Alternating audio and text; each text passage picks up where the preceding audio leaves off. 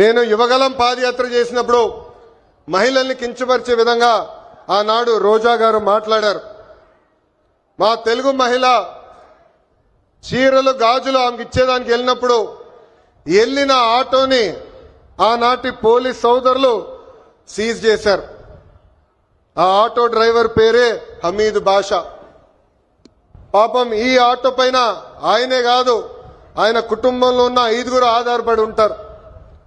అతను నా దగ్గరికి వచ్చి, అన్నా నేను ఇబ్బంది పడుతున్నా, నన్ను ఆదుకో అంటే గౌరవ ముఖ్యమంత్రి శ్రీ నారా చంద్రబాబు నాయుడు గారు ఆనాడు నేను ఫోన్ చేసి ఒక ఆటో ఇవ్వాలనుకుంటే ఒకటి కాదు, ఏం అవసరం ఉన్నా ఆ కుటుంబాన్ని ఆదుకో, ఇది మన బాధ్యత అని చెప్పిన వ్యక్తి చంద్రబాబు నాయుడు గారు.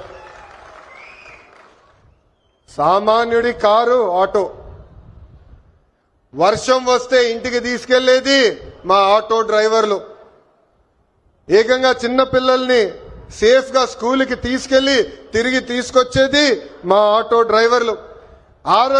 అనారోగ్యంతో ఎవరన్నా బాధపడితే అంబులెన్స్ లాగా మారి ఆసుపత్రులు కూడా తీసుకెళ్లేది మా ఆటో డ్రైవర్లు.